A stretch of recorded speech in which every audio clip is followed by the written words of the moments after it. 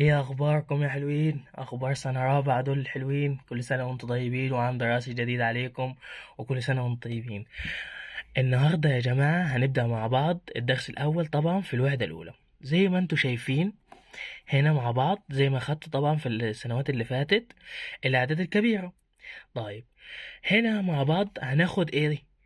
ركزوا معايا يا دكاترة وباشمهندسين، وبلاش ننام من أول حصة، ده احنا في الحصة الأولى طبعا. طيب يلا بينا. هنا الأعداد الكبيرة زي ما انت أخدته. هنا الأعداد الكبيرة بتتكون من ايه؟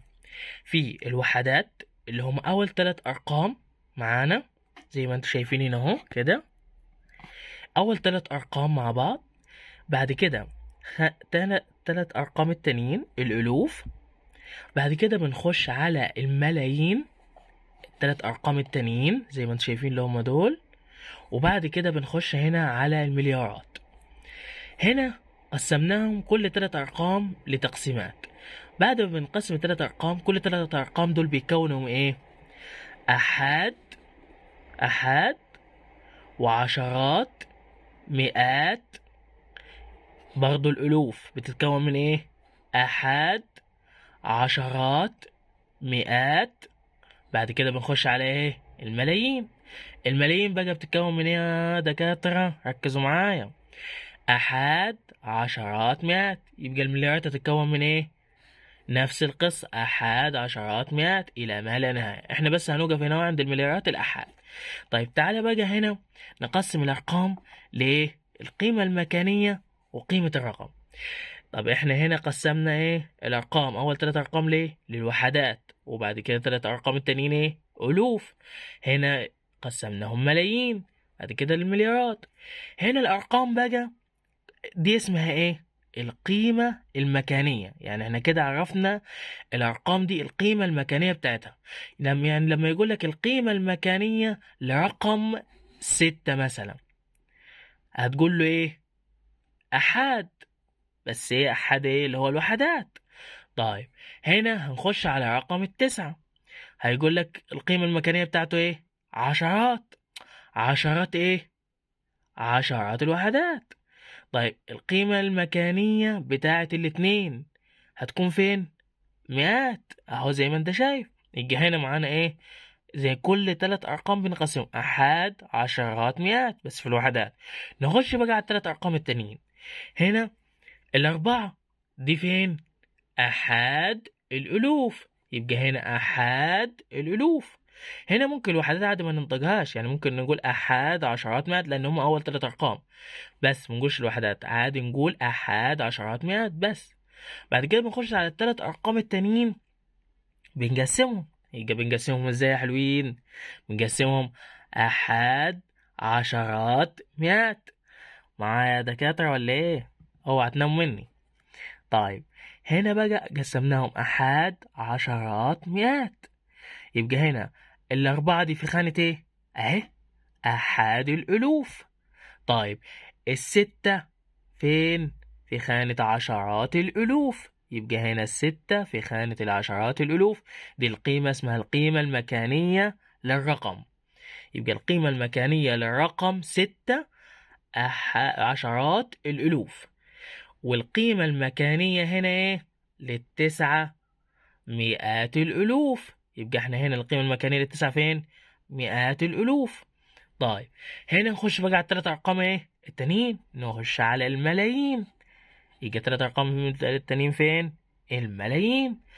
قيمة ال6 القيمة المكانية أحاد الملايين. طب قيمة الاتنين عشرات الملايين. طب المئات اللي هي ايه؟ اني القيمة المكانية في مئات الملايين رقم 1. طب هيجي يقول لك مثلا، تعال مثلا في سؤال قال لك القيمة المكانية لعشرات الألوف، هتقول له ايه؟ ال6. طب هيقول لك القيمة المكانية لمئات الألوف، هتقول له ايه؟ ال9.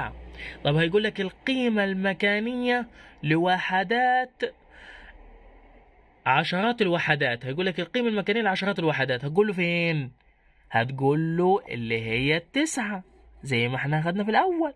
يبقى قيمة عشرات الوحدات هتقول له 9، مئات الوحدات هتقول لك 2. السؤال هيجي لك على الصيغة دي، ركز معايا، اوعى تنام مني. طيب نخش بقى على قيمة المليارات، هتقول له ايه؟ اللي هي 8 أحاد المليارات، وكذلك. طيب عرفنا القيمة المكانية. طب قيمة الرقم ده ايه؟ طب بص، احنا بنعرف قيمة الرقم من ايه؟ نبص على الرقم ده ونشوف هنا قدامه كذا رقم، لا، يبقى هننزله زي ما هو. يبقى هنا قيمة الرقم اللي هي ايه؟ الستة اهي. طيب نخش بقى على التسعة قدامها كام رقم؟ قدامها رقم واحد. يبقى احنا ايه؟ هنخلي الستة دي بصفر. يبقى قيمة التسعة دي ايه؟ 90. طيب قيمة الرقم اللي بعده اللي هو ايه؟ الاتنين قدامها كام رقم؟ 9 و6. يبقى احنا بنحط الارقام دي مكان ايه؟ تصفار. طيب ماشي، يبقى هنا دي قيمتها كام؟ 200. طيب تعالى بقى نخش على خانة ايه؟ الألوف. زي ما قلنا قيمة الأربعة دي قدامها كام رقم؟ 1 2 3. يبقى احنا كده قدامها 3 أرقام، يبقى هنحولهم لإيه؟ 3 أصفار.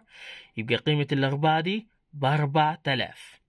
طيب قيمة الستة أهي قدامك أهي، اللي هي قيمة عشرات الألوف. قيمة الستة، انتوا نسيتوا القيمة المكانية، دي القيمة المكانية. قيمة الرقم نحط قدامها 4 أصفار، يعني 1 2 3 4.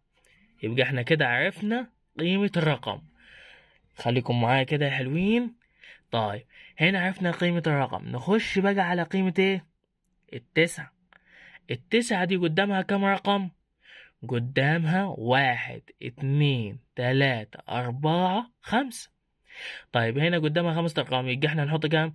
وصفر 2 3 4 5. يبقى احنا كده حطينا اهو 900,000. نخش بقى على قيمة الملايين، الستة. هنعمل كذلك، نعد الأرقام اللي وراها: 1 2 3 4 5 6. 6 أرقام، يبقى دي 6 ملايين، 6 ملايين. يبقى احنا كده هنا اهو حددنا الرقم 6 ملايين. طيب ماشي، نخش على رقم ايه؟ عشرات الملايين، رقم 2. قدامها كام رقم؟ 1 2 3 4 5 6 7. طيب كده احنا عرفنا قدامها 7 أصفار، يبقى نحط قدامها كام صفر؟ 7 أصفار زي ما انتوا شايفين اهو يا حلوين. طيب تمام، ماشي يا دكاترة، ركزوا معايا بقى ما تناموش مني. خليكم بقى معايا هنا في المئات. المئات ادي 1. هنا الواحد ده قدامه كام صفر؟ تعال نعد مع بعض: 1 2 3 4 5 6 7 تمام. يبقى هنحط في خانتها هنا 100 مليون، عشان هي مئات الملايين، يبقى 100 مليون. يبقى احنا كده ايه؟ قدامنا هنا 8 أصفار. طيب نخش بقى على خانة المليارات، ادي 8. هنحط قدامها ايه؟ 1 2 3 4 5 6 7 8 9. يبقى احنا هنا عرفنا كل القيمة المكانية كده. قدامها كام رقم؟ 9 أصفار. قيمة الرقم هنا 9 أصفار، يبقى هنا هنقول 8 مليارات. والقيمة المكانية ايه؟ قيمة ال8 دي أحد المليارات. يبقى عرفنا كده الفرق بين القيمة المكانية وقيمة الرقم. طب احنا دلوقتي بقى دقيقة كده، خليكم معايا هنا. زي ما احنا شفنا القيمة المكانية وقيمة الأرقام، هنخش بقى على ازاي نقرأ الأعداد الكبيرة دي عشان نعرف ازاي نقراها. طب ما نقراها هفكركم بحاجة. طب تعالوا بصوا مع بعض. لو احنا دلوقتي مكان مثلا الأربعة دي صفر، لو كان صفر يعني هنا كان صفر، كمثال بسيط يعني لو كنا دلوقتي 9 6 0 2 9 6.